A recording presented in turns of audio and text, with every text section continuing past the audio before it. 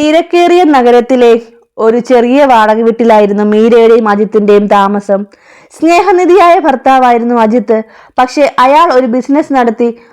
ആ ബിസിനസ് തകർച്ച അയാളെ പാടെ മാറ്റിമറിച്ചു. കടക്കാരെ പേടിച്ച് വീടിന് വെളിയിൽ ഇറങ്ങാൻ പറ്റാത്ത അവസ്ഥയായിരുന്നു അവർക്ക്. ഈ സാഹചര്യത്തിൽ നിന്നും മറികടക്കാൻ അവർ ആഗ്രഹിച്ചു. ഇവരുടെ സാമ്പത്തിക ബാധ്യത മൂലം കുഞ്ഞുങ്ങൾ വരെ വേണ്ട എന്ന് അവർ തീരുമാനിച്ചു. ഈ കടങ്ങളിൽ നിന്നൊക്കെ ഒരു മോചനം കിട്ടിയിട്ട് ഒരു കുഞ്ഞു മതി എന്നും അവർ തീരുമാനിച്ചു. കടക്കാർ വരുമ്പോൾ അവർ ഒഴിഞ്ഞു മാറിയും വീടിനുള്ളിൽ മറഞ്ഞിരിക്കുകയും ചെയ്യുമായിരുന്നു. അങ്ങനെ ഇരിക്കെയാണ് അജിത്തിന്റെ അകന്ന ബന്ധുവായ ശാരദ ഒരു പരിഹാരവുമായി എത്തുന്നത്: വാടക ഗർഭധാരണം. മീരയോട് ശാരദ പറഞ്ഞു, മീര, നിനക്ക് വേണമെങ്കിൽ നമ്മുടെ കടമെല്ലാം ഒരൊറ്റ വർഷം കൊണ്ട് തീർക്കാം. വിദേശത്തുള്ള ഈ പണക്കാർക്ക് ഒരു കുഞ്ഞിനെ വേണം. നീ അവർക്ക് വേണ്ടി 10 മാസം ആ കുഞ്ഞിനെ ചുമന്നാൽ മതി. അവർ തരുന്ന തുക കൊണ്ട് നമുക്ക് പുതിയൊരു ജീവിതം തുടങ്ങാം. ശാരദയുടെ വാക്കുകളിൽ തേൻ പുരട്ടിയിരുന്നു. ശാരദ പറഞ്ഞു, മോളെ, ഈ കടങ്ങളിൽ നിന്നും രക്ഷപ്പെടാൻ നിങ്ങൾക്ക് ഒരു വഴി കിട്ടിയതാണ്. അത് നീയായിട്ട് തട്ടിക്കളയരുത്. അതും പറഞ്ഞ് ശാരദ അങ്ങോട്ട് പോയി. ആദ്യം ഇതൊരു തമാശയായിട്ടാണ് മീര കരുതിയത്. പക്ഷേ അജിത്തിന്റെ കണ്ണുകളുടെ തിളക്കം കണ്ടപ്പോൾ അവൾ ഭയന്നു. അജിത്തെ, നീ എന്താണ് പറയുന്നത്? നമ്മുടെ കടങ്ങൾ തീർക്കാൻ വേണ്ടി ഞാൻ എൻ്റെ ശരീരം വിൽക്കാനാണോ നീ പറയുന്നത്? മീര പൊട്ടിത്തെറിച്ചു ചോദിച്ചു. പക്ഷേ അജിത്തും പതുക്കെ അവളെ ഓരോ ദിവസവും മാനസികമായി തളർത്താൻ തുടങ്ങി.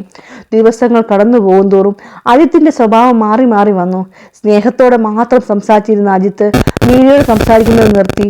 ഭക്ഷണത്തിന് മുന്നിൽ ഇരിക്കുമ്പോൾ അയാൾ നെടുവീർപ്പെടും. നാളെ ഈ കടക്കാർ വന്ന് എന്നെ തല്ലിക്കൊല്ലും. നിനക്ക് എന്നോട് ഒരു അല്പം പോലും സഹതാപമില്ലേ മീര? നമുക്കൊരു ദിവസമെങ്കിലും സമാധാനത്തോടെ ജീവിക്കേണ്ടേ? ഇങ്ങനെയെല്ലാം അജിത്ത് മീരയോട് ചോദിക്കാൻ തുടങ്ങി. അതിനു പുറമെ ശാരദ ഇടയ്ക്കിടയ്ക്ക് വന്ന് വിദേശത്തെ ആശുപത്രികളുടെ ആധുനിക സൗകര്യങ്ങളെക്കുറിച്ചും പ്രസവം കഴിഞ്ഞാൽ കിട്ടുന്ന ലക്ഷ്യങ്ങളെക്കുറിച്ചും വിവരിക്കാൻ തുടങ്ങി. മീരയ്ക്ക് എന്ത് ചെയ്യണമെന്നറിയാതെ മൗനമായിരുന്നു. മീരയുടെ മൗനം അവർ സമ്മതമായി വ്യാഖ്യാനിക്കാൻ ശ്രമിച്ചു. അവൾക്ക് ചുറ്റും അദൃശ്യമായ ഒരു ചങ്ങല മുറുകുന്നത് മീര തിരിച്ചറിഞ്ഞു. മീര, നീ സമ്മതിച്ചില്ലെങ്കിൽ നമ്മൾ തെരുവിലാകും. നാളെ നമുക്കുണ്ടാകുന്ന കുഞ്ഞുങ്ങൾ തെരുവിലാണോ വളരേണ്ടത്? അജിത്തിന്റെ വാക്കുകളിൽ കരച്ചിലായിരുന്നു. ശാരദ പറഞ്ഞ ആ വാഗ്ദാനം വാടക ഗർഭധാരണം. ആദ്യം വെറുപ്പോടെ തള്ളിക്കളഞ്ഞ മീരയ്ക്ക് മുന്നിൽ മറ്റു വഴികളില്ലായിരുന്നു. ഒടുവിൽ തന്റെ കുടുംബത്തെ രക്ഷിക്കാൻ അവൾ ആ കഠിനമായ തീരുമാനമെടുത്തു. ശരി, ഞാൻ തയ്യാറാണ്. പക്ഷേ ഇത് കഴിഞ്ഞാൽ നമ്മുടെ എല്ലാ കടങ്ങളും തീരണം. എനിക്ക് കടങ്ങളൊന്നും ഇല്ലാത്ത സമാധാനമുള്ള ഒരു ജീവിതം വേണം, വിറയ്ക്കുന്ന സ്വരത്തിൽ മീര പറഞ്ഞു. നിയമപരമായ നൂലാമാലകളും ആശുപത്രിയിലെ പരിശോധനകളും വേഗത്തിൽ കഴിഞ്ഞു. താൻ ഗർഭിണിയാണെന്ന വിവരം അവൾ നാട്ടുകാരിൽ നിന്നും മറച്ചു പിടിച്ചു. അജിത്തിന്റെ നിർബന്ധപ്രകാരം ആ നാട്ടിൽ നിന്നും മറ്റൊരു ദൂരെയുള്ള ഒരു പട്ടണത്തിലെ ഫ്ലാറ്റിലേക്ക് അവർ മാറി.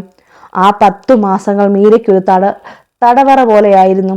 തന്റെ ഉള്ളിൽ വളരുന്നത് മറ്റൊരു ദമ്പതികളുടെ കുഞ്ഞാണെന്ന് അവൾ ഇടയ്ക്കിടെ സ്വയം ഓർമ്മിപ്പിച്ചു. പക്ഷെ ഓരോ തവണയും കുഞ്ഞു ചലിക്കുമ്പോൾ അവളിലെ അമ്മ ഉണർന്നു.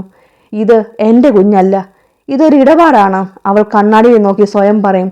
പക്ഷേ രാത്രികളിൽ അവളുടെ കൈകൾ വയറിൽ തലോടിക്കൊണ്ടിരുന്നു. അറിയാതെ അവളുടെ കണ്ണിൽ നിന്നും കണ്ണുനീർ വന്നു.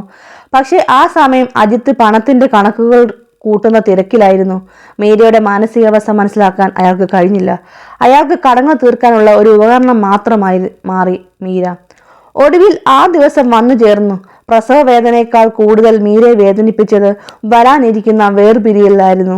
ആശുപത്രിയിലെ വെളുത്ത ചുവരുകൾക്കിടയിൽ വെച്ച് അവൾ ഒരു ആൺകുഞ്ഞിന് ജന്മം നൽകി. കുഞ്ഞിനെ ആദ്യമായി കൈകളിൽ എടുത്തപ്പോൾ മീരയുടെ കണ്ണുകൾ നിറഞ്ഞു തുളുമ്പി. ആ കുഞ്ഞിനെ നോട്ടം തന്റെ ആത്മാവിൽ തുളച്ചു കയറുന്ന പോലെ തോന്നി മീരയ്ക്ക്. ഇത് തന്റെ സ്വന്തം കുഞ്ഞാണെന്ന് അവൾക്ക് തോന്നി. ഒരമ്മ അവളിൽ ഉണർന്നു. അവൾ കുഞ്ഞിനെ മാറോട് ചേർത്തു. പക്ഷെ നിമിഷങ്ങൾക്കകം നേഴ്സ് വന്ന് കുഞ്ഞിനെ വാങ്ങി. ദമ്പതികൾ സന്തോഷത്തോടെ ആ കുഞ്ഞിനെ ഏറ്റുവാങ്ങി. പകരം മീരയ്ക്ക് കിട്ടിയത് ഒരു വലിയ തുകയടങ്ങിയ ചെക്കായിരുന്നു. വിറയ്ക്കുന്ന കൈകളോടെ അവൾ ആ ചെക്ക് വാങ്ങി. അവൾ ആ ചെക്കിൽ നോക്കി. എന്നിട്ട് പറഞ്ഞു, 10 മാസം വയറിൽ സ്ഥലം കൊടുത്തതിന്റെ വാടക. അവളുടെ കണ്ണിൽ നിന്നും കണ്ണുനീർ വന്നു. മീര തിരിച്ചു വീട്ടിലെത്തിയപ്പോൾ കടങ്ങളെല്ലാം തീർന്നിരുന്നു. അജിത്ത് വളരെ സന്തോഷവാനായിരുന്നു. വീട്ടിൽ പുതിയ ഫർണിച്ചറുകളും സൗകര്യങ്ങളും വന്നു. എല്ലാവരും മീരയെ ഒരു രക്ഷകയായി കണ്ടു. പക്ഷെ മീരയുടെ ഉള്ളിൽ ഒരു വലിയ ശൂന്യത അവശേഷിച്ചു. പണം കൊണ്ട് വാങ്ങാൻ കഴിയാത്ത എന്തോ ഒന്ന് അവൾക്ക് നഷ്ടപ്പെട്ടിരുന്നു. രാത്രികളിൽ കുഞ്ഞിന്റെ കരച്ചിൽ കേൾക്കുന്നത് പോലെ അവൾക്ക് തോന്നി. തന്റെ ശരീരം നൽകി ആ കുഞ്ഞ് എവിടെയോ വളരുന്നു എന്ന ചിന്ത അവളെ വേട്ടയാടിക്കൊണ്ടിരുന്നു. പല രാത്രികളിലും അവൾ കുഞ്ഞിന്റെ കരച്ചിൽ കേട്ടു. അവൾ നിശബ്ദമായി കരഞ്ഞു. പല രാത്രികളും അവൾക്ക് ഉറങ്ങാൻ കഴിഞ്ഞില്ല. മീര തന്റെ കുടുംബത്തെ രക്ഷിച്ചു. പക്ഷേ അവളുടെ മനസ്സ് പഴയതുപോലെ ആയില്ല. പട്ടിണി മാറിയെങ്കിലും 10 മാസം തന്റെ ചോരയും നീരും നൽകി വളർത്തിയ കുഞ്ഞിന്റെ പണത്തിനു വേണ്ടി കൈമാറിയതിന്റെ ആഴത്തിലുള്ള മുറിവ് അവളുടെ ഉള്ളിൽ മായാതെ നിന്നു. വർഷങ്ങൾ 5 കഴിഞ്ഞു. അജിത്തിന്റെ കടങ്ങളെല്ലാം തീർന്നു. അവർ സ്വന്തമായി ഒരു ചെറിയ വീട് വെച്ചു. അവർക്കൊരു മകളുണ്ടായി. പുറമേ നോക്കുന്നവർക്ക് മീര ഒരു സന്തുഷ്ട കുടുംബനാഥയായിരുന്നു. പക്ഷെ ഓരോ രാത്രിയും ഉറക്കത്തിലേക്ക് വീഴുമ്പോൾ ആ പഴയ ആശുപത്രി മുറിയും തന്റെ കൈകളിലെ ആ കുഞ്ഞിനെ അവൾക്ക് ഓർമ്മ വരുമായിരുന്നു. തന്റെ മാറിൽ നിന്നും അടർത്തി മാറ്റപ്പെട്ട ആ കുഞ്ഞിന്റെ ചൂടും അവൾക്ക് അനുഭവപ്പെട്ടു. അജിത്തെ, എനിക്കൊന്ന് അവനെ കാണണം. എങ്ങനെ ഉണ്ടാകും അവൻ ഇപ്പോൾ? മീര പലതവണ ചോദിച്ചു. പക്ഷേ അജിത്തിന്റെ മറുപടി അവളെ തളർത്തി. അതൊക്കെ ഒരു കരാറായിരുന്നു മീര. നമ്മൾ പണം വാങ്ങി അവർ കുഞ്ഞിനെ കൊണ്ടുപോയി. ഇനി അവരെ ശല്യം ചെയ്യരുത്. ശരിയല്ല, നീ അതൊക്കെ മറന്നേക്ക്, അജിത്ത് പറഞ്ഞു. മറക്കാൻ ശ്രമിക്കും തോറും ആ കുഞ്ഞിന്റെ മുഖം അവളുടെ മനസ്സിൽ തെളിഞ്ഞു വന്നു. ഒടുവിൽ ആരോടും പറയാതെ ശാരദയുടെ ഡയറിയിൽ നിന്നും അവൾ തന്റെ കുഞ്ഞിനെ കൊണ്ടുപോയ ദമ്പതികളുടെ വിലാസം സംഘടിപ്പിച്ചു. അടുത്ത നഗരത്തിലെ ഒരു വലിയ വില്ലയിലായിരുന്നു അവർ താമസിച്ചിരുന്നത്. മീര ആ വീട് കണ്ടുപിടിച്ചു. ഒരു വൈകുന്നേരം മീര ആ വീടിന്റെ മുന്നിലെത്തി. ഗേറ്റിന് പുറത്തു നിന്ന് നോക്കുമ്പോൾ പൂന്തോട്ടത്തിൽ ഒരു ചെറിയ ആൺകുട്ടി പന്ത് കളിക്കുന്നത് അവൾ കണ്ടു. ഒരു 5 വയസ്സ് തോന്നുന്ന ഒരു ആൺകുട്ടി. അവന്റെ ചിരിക്ക് തന്റെ മകളുടെ ചിരിയുമായി സാമ്യമുണ്ട് എന്ന് മീരയ്ക്ക് തോന്നി. അവൾ മെല്ലെ ഗേറ്റ് തുറന്നു അകത്തേക്ക് കയറാൻ തുടങ്ങി. അവളുടെ ഹൃദയം വേഗത്തിൽ ഇടിക്കാൻ തുടങ്ങി. പെട്ടെന്ന് ആ ദമ്പതികൾ പുറത്തേക്ക് വന്ന് അവർ മീരയെ തിരിച്ചറിഞ്ഞു. അവരുടെ മുഖത്ത് ഭയവും വെറുപ്പും കലർന്ന ഭാവമായിരുന്നു. അവർ ഭയത്തോടെ പറഞ്ഞു, നിങ്ങൾ ഇവിടെ വരാൻ പാടില്ലായിരുന്നു. കരാർ പ്രകാരം നിങ്ങൾക്ക് ഈ കുഞ്ഞുമായി യാതൊരു ബന്ധവുമില്ല, കർക്കശമായി പറഞ്ഞു. മീര പറഞ്ഞു, എനിക്കൊന്നും വേണ്ട. അവനെ ദൂരെ നിന്നൊന്ന് കണ്ടാൽ മതി. ഞാൻ ശല്യം ചെയ്യില്ല, മീര കരഞ്ഞുകൊണ്ട് പറഞ്ഞു. അപ്പോൾ ആ കുട്ടി ഓടി വന്ന് അമ്മേ എന്നും വിളിച്ച് ആ സ്ത്രീയെ കെട്ടിപ്പിടിച്ചു. ആ കാഴ്ച മീരയെ തളർത്തി. താൻ 10 മാസം ചുമന്ന കുഞ്ഞിന് താൻ വെറും ഒരു അപരിചിത മാത്രമാണ്. അവൻ വളരുന്നത് മറ്റൊരു ലോകത്താണ്. അവിടെ തനിക്ക് ഒരു സ്ഥാനവുമില്ല. മീരയുടെ കണ്ണിൽ നിന്നും കണ്ണുനീർ വന്നു. മീര കരയുന്നത് കണ്ടിട്ട് ആ കുട്ടി കൗതുകത്തോടെ ചോദിച്ചു, ആന്റി എന്തിനാ കരയുന്നത്? മീരയ്ക്ക് അവനെ ഒന്ന് കെട്ടിപ്പിടിച്ച് ഉമ്മ കൊടുക്കാൻ തോന്നി, വാരിയെടുക്കാൻ തോന്നി. പക്ഷേ ആ ദമ്പതിയുടെ തടസ്സപ്പെടുത്തുന്ന നോട്ടം അവളെ പിന്തിരിപ്പിച്ചു. ഒന്നുമില്ല മോനെ, കണ്ണിൽ എന്തോ കരട് പോയതാ, അവൾ വിറയ്ക്കുന്ന ശബ്ദത്തിൽ പറഞ്ഞു. അതും പറഞ്ഞുകൊണ്ട് അവൾ പതുക്കെ തിരിഞ്ഞു നടന്നു. തിരികെ വരുമ്പോൾ മീര ഒരു വലിയ സത്യം മനസ്സിലാക്കി. ചിലപ്പോൾ സ്നേഹം എന്നത് വിട്ടുകൊടുക്കൽ കൂടിയാണ്. ആ കുഞ്ഞ്, എൻ്റെ മോൻ, അവിടെ സുരക്ഷിതനാണ്, സന്തോഷവാനാണ്.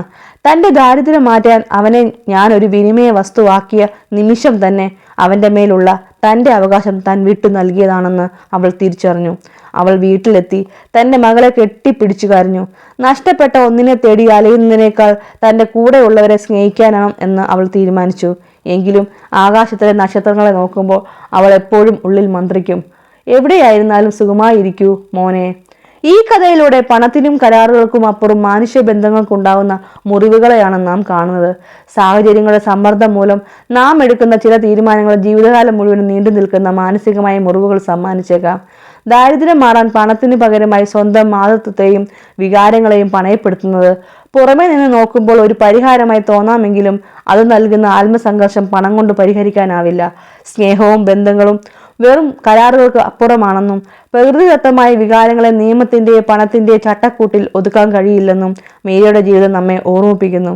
സ്വന്തം അന്തസ്സും മാനസികമായ സമാധാനവും ബലി കഴിച്ചുകൊണ്ടുള്ള ഏതൊരു നേട്ടവും അപൂർണമായിരിക്കും എന്നത് ഈ കഥയിലൂടെ നമ്മെ ഓർമ്മിപ്പിക്കുന്നു. വീഡിയോ ഇഷ്ടപ്പെട്ടാൽ ലൈക്ക് ചെയ്യാനും ഷെയർ ചെയ്യാനും സബ്സ്ക്രൈബ് ചെയ്യാനും മറക്കല്ലേ. അടുത്ത വീഡിയോയുടെ നോട്ടിഫിക്കേഷന് വേണ്ടി ബെൽ ബട്ടൺ ക്ലിക്ക് ചെയ്യാനും മറക്കല്ലേ. Thank you for watching.